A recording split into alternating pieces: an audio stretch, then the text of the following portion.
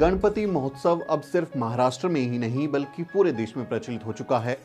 गणपति के नाम पर ऐसे आयोजनों की शुरुआत बाल गंगाधर तिलक ने की थी। लेकिन क्या आप जानते हैं कि गणपति महोत्सव शुरू करने के पीछे की सबसे बड़ी वजह बहुजनों के आंदोलन को दबाना था और राष्ट्रपिता ज्योतिबा फूले के मिशन में अड़ंगा लगाना था। आगे इस वीडियो में हम जानेंगे कि कैसे बाल गंगाधर तिलक ने गणपति महोत्सव के बहाने समाज सुधारों को रोकने की कोशिश की थी। तो आइए शुरू करते हैं। 19वीं सदी का भारत जाति के हिसाब से बुरी तरह बटा हुआ था। ब्राह्मण सबसे ऊपर थे, लेकिन शूद्र, अतिशूद्र यानी दलित समाज बहुत बुरी हालत में था। शूद्रों और महिलाओं की हालत पशुओं से भी खराब थी।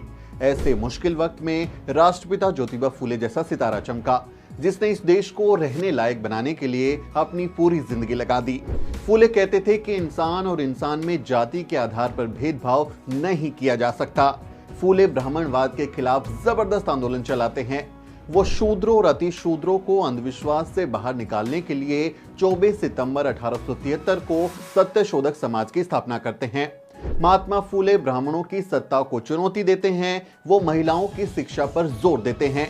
फूले अपनी पत्नी सावित्री बाई के साथ मिलकर 1848 में भारत में लड़कियों के लिए पहला स्कूल खोलते हैं।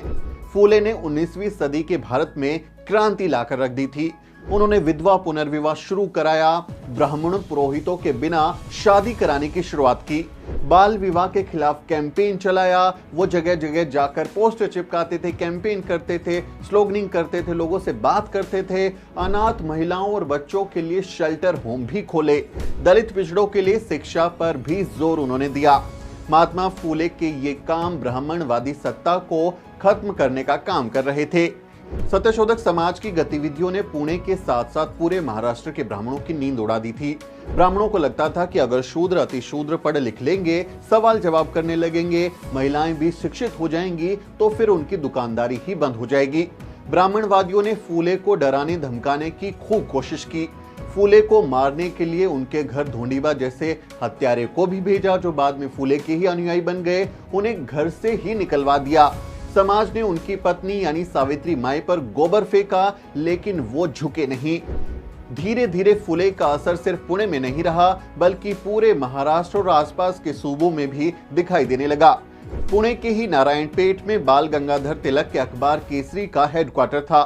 तिलक एक कट्टर ब्राह्मणवादी व्यक्ति थे जो महात्मा फूले के सबसे बड़े आलोचक के रूप में जाने जाते थे। तिलक ने महात्मा फूले के आंदोलन को बदनाम करने, उन्हें अंग्रेजों का पिट्ठू साबित करने और हिंदू धर्म का दुश्मन दिखाने के लिए अपने अखबार केसरी और मराठा में लगातार लेख प्रकाशित किए। उनके बारे में बहुत बुरी बुरी बातें लिखी। लेकिन इन सब के बावजूद भी महात्मा फूले का असर कम नहीं हो रहा था। ऐसे में बाल गंगाधर तिलक ने धर्म और राष्ट्रवाद के नाम पर लोगों को जुटाने की चाल चली। आज भी आप देखते हैं कि लोग धर्म के नाम पर आसानी से खींचे चले आते हैं और 19वीं शताब्दी के आखिरी दशकों में भी कुछ ऐसा ही हुआ। तिलक ने तब गणेश महोत्सव मनाने की शुरुआत की। तिलक ने लोगों को हिंदू धर्म के नाम पर लामबंद किया और गली मोहल्लों में धूमधाम से गणेश उत्सव मनाने लगे। इस बारे में महान स्कॉलर गेल ओमवेट अपनी किताब cultural revolt in A colonial society the non ब्राह्मण मूवमेंट इन वेस्टर्न इंडिया के पेज नंबर 262 और 64 पर लिखती हैं। तिलक ने धार्मिक भीड़ को अपने राष्ट्रवादी एजेंडे से जोड़ने के लिए गणपति महोत्सव की शुरुआत की थी। इन मेलों में गीत गाने वाले लोग न सिर्फ अंग्रेजों और मुसलमानों का मखौल बनाते थे बल्कि समाज सुधारकों के बारे में भी ऊट पटांग बोलते थे। तिलक महात्मा फूले को बिल्कुल पसंद नहीं करते थे और अक्सर अपनी अखबार केसरी और मराठा में उनके खिलाफ और उनके संगठन सत्यशोधक समाज के बारे में बहुत बुरी बुरी बातें लिखते थे। तिलक गणेश महोत्सव के नाम पर जुटने वाली भीड़ को महात्मा फूले और उनके संगठन के खिलाफ भड़काने के लिए खूब भाषण देते थे। पता नहीं क्या क्या बातें बोलते रहते थे, बहुत बुरी बुरी बातें बोलते थे। इस तरह उन्होंने धार्मिक जुलूस का इस्तेमाल अपनी ब्राह्मणवादी विचारधारा को आगे बढ़ाने के लिए किया। अब मैं आपको राष्ट्रपिता ज्योतिबा फूले और बाल गंगाधर तिलक के बीच चलने वाले मतभेदों के बारे में भी बता देता हूं कि ऐसे कौन से मसले थे, किन मुद्दों पर उन दोनों के बीच में मतभेद था और तिलक जो है वो महात्मा फूले को अपना दुश्मन मानते थे। राष्ट्रपिता ज्योतिबा फूले कहते थे कि 4 वर्णों पर आधारित जाति व्यवस्था बहुत खराब चीज है और इंसानों के बीच में जाति भेद नहीं होना चाहिए। लेकिन तिलक चतुर्वर्णीय जातिवाद के कट्टर समर्थक थे। तिलक का मानना था कि जाति पर भारतीय समाज की बुनियाद टिकी है, जाति की समाप्ति का अर्थ है भारतीय समाज की बुनियाद को तोड़ देना, साथ ही राष्ट्र और राष्ट्रीयता को भी तोड़ देना। तिलक ऐसा मानते थे। इनके मुकाबले आप देखेंगे तो जो राष्ट्रपिता फुले हैं वो कहते हैं कि जाति जो है वो खराब चीज है। फुले जाति को असमानता की बुनियाद मानते थे और इसे समाप्त करने का संघर्ष कर रहे थे, आंदोलन चला रहे थे कि जाति व्यवस्था को खत्म किया जाए। तिलक ने फुले को राष्ट्रद्रोही कहा क्योंकि वो राष्ट्र की बुनियाद जाति व्यवस्था को तोड़ना चाहते थे। महात्मा फुले कहते थे कि ब्राह्मणों ने अपने फायदे के लिए समाज को ब्राह्मण, क्षत्रिय, वैश्य और शूद्र जैसे वर्णों में बांट दिया। वो कहते थे कि जिस तरह से बाल काटना नाई का धर्म नहीं बल्कि धंधा है, कपड़े धोना धोबी का धर्म नहीं बल्कि धंधा है, उसी तरह से पूजा पाठ करना ब्राह्मण का धर्म नहीं बल्कि धंधा है। महात्मा फुले ब्राह्मणवादी जाति व्यवस्था के दुश्मन थे, जबकि तिलक को जाति व्यवस्था बहुत प्यारी लगती थी। तिलक कहते थे कि सभी जातियों को अपनी जाति का ही काम करना चाहिए, यानी चतुर्वर्ण के हिसाब से, जातियों के हिसाब से लोगों को जो काम सौंपा गया है उन्हें वही काम करते रहना चाहिए। तिलक ने महार और मातंग जैसी अछूत जातियों के स्कूलों में प्रवेश का सख्त विरोध किया और कहा कि केवल उन जातियों का स्कूलों में प्रवेश होना चाहिए जिन्हें प्रकृति ने इस लायक बनाया है, यानी कि उच्च जातियों को। यानी तिलक दलित ओबीसी को इस लायक ही नहीं मानते थे कि उन्हें शिक्षा दी जा सके। वो सिर्फ ब्राह्मणों की सत्ता चाहते थे, चित्पावन ब्राह्मण थे और अपने ब्राह्मणवादी नजरियों को आगे बढ़ाने के लिए तमाम तरीके के काम करते थे। फुले कहते थे कि प्राथमिकी शिक्षा हर जाति के बच्चे के लिए अनिवार्य होनी चाहिए, लेकिन तिलक ने फुले के इस प्रस्ताव का कड़ा विरोध किया। उन्होंने कहा कि कुंभी किसानों के जो समाज के बच्चे हैं उनको इतिहास, भूगोल और गणित पढ़ने की क्या जरूरत है। उन्हें अपने परंपरागत जातीय पेशे को अपनाना चाहिए, यानी जो काम उनको दिया वही करना चाहिए। आधुनिक शिक्षा उच्च जातियों के लिए ही उचित है। महात्मा फुले लड़कियों की शिक्षा पर खास जोर देते हैं, लड़कियों के लिए स्कूल खोलते हैं, लेकिन तिलक उसका कड़ा विरोध करते हैं। तिलक ने लड़कियों को शिक्षित करने का तीखा प्रतिरोध किया और इसके खिलाफ कैंपेन किया और लड़कियों के लिए स्कूल की स्थापना के विरोध में उन्होंने बाकायदा आंदोलन भी चलाया। द प्रिंट पर प्रकाशित अपने लेख में डॉक्टर मुख्तियार सिंह लिखते हैं, तिलक ने महिला शिक्षा का पूरी क्षमता के साथ विरोध किया।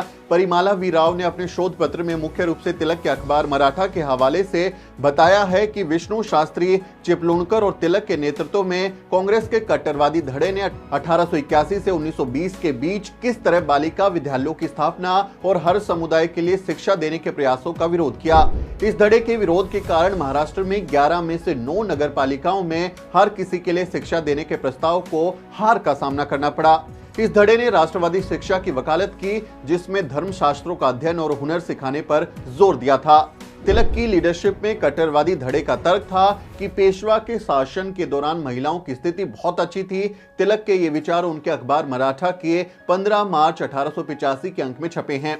महिला शिक्षा के विरोध में तिलक का तर्क था कि महिलाएं कमजोर होती हैं और उनका काम सिर्फ संतान को आगे बढ़ाना है, इसलिए उनको शिक्षित करने से उनको पीड़ा होगी, क्योंकि आधुनिक शिक्षा को समझना उनकी शक्ति से बाहर है। उनकी ये बात मराठा जो उनका अखबार है उसके 31 अगस्त 1884 के अंक में छपी है, उसका रेफरेंस आप ले सकते हैं। यानी उस समय महात्मा फुले और तिलक के बीच लगातार द्वंद्व चलता रहा। ऐसा ही द्वंद्व आप बाबा साहब डॉक्टर अंबेडकर और गांधी के बीच में भी देखते हैं। बाबा साहब डॉक्टर अंबेडकर ने अपनी किताब कांग्रेस ने अछूतों के लिए क्या किया और गांधी, रानाडे और जिन्ना में तिलक के इन समाज सुधारकों में अड़ंगा लगाने के बारे में विस्तार से लिखा है। वो उनको नायक नहीं मानते, उनको महान नहीं मानते और जो बाबा साहब डॉक्टर अंबेडकर हैं वो बार बार ये बात कहते हैं कि इस देश में महात्मा आए गए, धूल उड़ाकर चले गए, लेकिन अगर कोई असल मायनों में महात्मा है तो वो राष्ट्रपिता ज्योतिबा फूले हैं। बाबा साहब ने जब 1920 में मूक नायक की शुरुआत की थी, अपना 15 दिनों में छपने वाला पाक्षिक अखबार निकाला था, तब उन्होंने पैसे देकर तिलक के अखबार केसरी में विज्ञापन भेजा था कि आप हमारे अखबार का विज्ञापन छाप दीजिए कि हमारा ये अखबार शुरू हो रहा है। लेकिन तिलक ने उनका वो विज्ञापन नहीं छापा, जबकि बाबा साहब डॉक्टर अंबेडकर पैसे भी चुका रहे थे। इससे आप अंदाजा लगा सकते हैं कि वो बहुजन समाज से आने वाली मजबूत आवाजों के नेताओं के कितने बड़े विरोधी थे। तिलक जो हैं सीधे सीधे राष्ट्रपिता ज्योतिबा फूले, छत्रपति शाहूजी महाराज और बाबा साहब डॉक्टर अंबेडकर के खिलाफ कैंपेन करते हैं, बुरा भला बोलते हैं और ब्राह्मणवादी विचारधारा को आगे बढ़ाने के लिए राष्ट्रवाद का सहारा लेते हैं। तिलक ने आजीवन ऐसे काम किए हैं जिससे बहुजन समाज का नुकसान हो और समाज में जरूरी सुधार ना हो सके, लेकिन भारत के सवर्ण इतिहासकारों ने उन्हें एक महान राष्ट्रवादी नेता घोषित कर दिया। उम्मीद है इस वीडियो से आपको समझ आया होगा कि कैसे बाल गंगाधर तिलक जैसे कट्टरवादी ब्राह्मण ने बहुजनों के मुक्तिदाता महात्मा फूले का रास्ता रोकने के लिए धर्म का सहारा लेते हुए गणेश महोत्सव की शुरुआत की थी। असल में तो यह उत्सव बहुजनों की हकमारी करने का एक जरिया था, उसको रोकने के लिए उत्सव शुरू हुआ था, लेकिन अब बहुजन इसे ही जोर शोर से मना रहे हैं। मैं उम्मीद करता हूं कि जो भी बहुजन इन त्योहारों को मना रहे हैं वो इसके पीछे का इतिहास भी समझेंगे और अपने जीवन में बदलाव लाएंगे और अपने महापुरुषों और महामहिलाओं के संघर्ष को याद करते हुए ये सब दिमाग में रखेंगे कि जो भी वो काम कर रहे हैं उसके पीछे की कहानी क्या है और क्या उनकी हकमारी करने के लिए काम तो नहीं हो रहा है। इस मसले पर आपका क्या सोचना है, ये वीडियो आपको कैसा लगा? तिलक और महात्मा फूले के बीच का जो संघर्ष है उस बारे में आप क्या सोचते हैं? क्योंकि बहुत बार हम देखते हैं कि हम बाबा साहब डॉक्टर अंबेडकर और गांधी के बीच के जो संवाद है, जो टकराव है, उसके बारे में तो बात करते हैं, लेकिन जो राष्ट्रपिता ज्योतिबा फूले हैं उन्हीं के समकक्ष जो बाल गंगाधर तिलक हैं वो भी उसी तरह उनके साथ झड़प में थे, उनके साथ द्वंद्व में थे, उस पर बहुत ज़्यादा बात नहीं होती है। इसलिए मुझे लगा कि अब चूंकि ये ज़रूरी माहौल है उसमें आपको ये बात बतानी चाहिए। आप इस बारे में क्या सोचते हैं कमेंट करके ज़रूर बताएं। हमारे चैनल को भी ज़रूर सब्सक्राइब करें क्योंकि आप हमारी ताकत हैं और हमें और ताकतवर बनना है। बहुत बहुत शुक्रिया साथियों। मेरा नाम सुमित चौहान है और इस वीडियो स्टोरी में मेरी मदद कर रहे हैं मेरे सहयोगी मोहित और अजरा। अगले किसी वीडियो में मुलाकात होगी दोस्तों, तब तक आप देखते रहिए द न्यूज़ वीक।